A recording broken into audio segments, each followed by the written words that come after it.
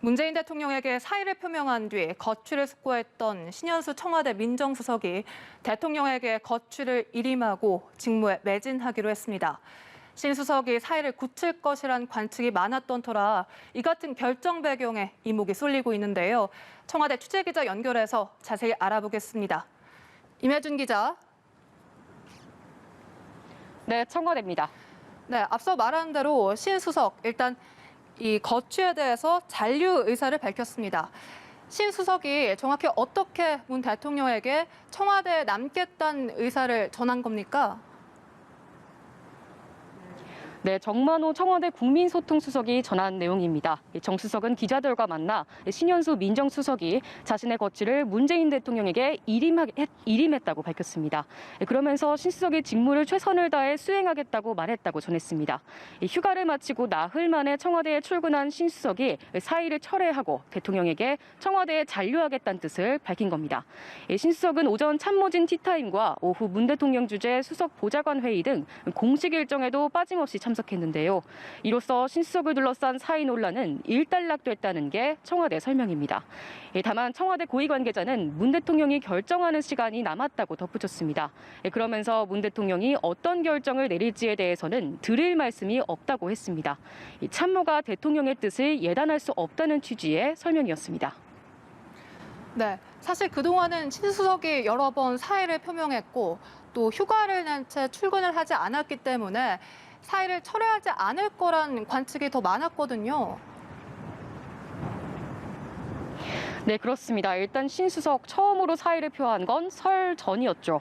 이달 초 검사 고위급 인사 과정에서 법무부와 검찰 간 이견이 있었고 이를 신 수석이 나서서 조율하는 도중에 인사 내용이 발표됐습니다. 통상 민정수석실을 거쳐서 대통령에게 보고되고 또 제가가 이루어져야 하는 게 정상적인 인사 프로토콜인 셈인데 어느 과정에서건 신 수석의 목소리가 배제되고 완벽히 조율이 되지 않은 채 인사 발표가 이루어진 겁니다. 여기까지는 청와대가 인정한 사실입니다. 이 때문에 자존심에 상처를 입은 신 수석이 수차례 사의를 표했고 대통령은 그때마다 신 수석의 사의를 만류했다는 것도 청와대 설명이었습니다. 신 수석은 대통령 만류에도 사의를 거둬들이지 않고 결국 지난주 목요일 휴가를 내고 주말까지 나흘간의 숙고 기간을 가졌는데요.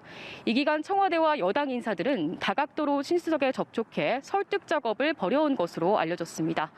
청와대 고위 관계자도 신 수석이 사의를 거둔 배경에 대해서 휴가 기간 신 수석을 아끼는 분들의 여러 설득과 조언이 있었던 것으로 안다고 전했습니다. 이 밖에도 신 수석이 우선 잔류로 입장을 굳힌 배경으로는 문 대통령과의 20년 넘게 이어온 신뢰관계도 작용한 것으로 해석됩니다. 그렇다면 이 같은 신 수석의 결단에 대해서 문재인 대통령의 반응 알려진 게 있습니까? 네, 신 수석의 잔류 입장에 문 대통령이 어떤 반응을 보였는지는 알려지지 않았습니다. 신 수석이 일단 거취를 대통령에게 일임하겠다고 한 터라 최종적으로는 대통령의 결정이 남은 상태인데요. 여러 차례 신 수석의 사의를 만류했던 문 대통령이 일하겠다는 신 수석에 물러나라고 지시하진 않을 것이라는 관측에 현재로선 무게가 보다 실리고 있습니다. 청와대는 신 수석의 잔류 의사 표시로 이번 사태 파동이 일단락됐다고 보고 있는 만큼 이 어수선한 청와대 내부 분위기를 수습하고 다시 국정 운영에 고삐를 잡아 원팀의 목소리를 내는데 주력할 것으로 보입니다. 청와대 고위 관계자는 신 수석이 정상적으로 업무에 복귀했다는 사실을 알리면서 오늘 발표된 검찰 중간 간부 인사와 관련해 신 수석이 조율 과정에 참여했고 박범계 법무부 장관과도 협의를 거친 것으로 알고 있다고 했습니다. 또 이달 초 검찰 고위급 인사 발표가 대통령 제가 없이 이루어졌다는 언론 보도 그리고 신 수석이 박 장관에 대한 감찰을 요구했다는 보도 모두 사실이 아니라고 거듭 강조했습니다. 지금까지 청와대에서 전해드렸습니다.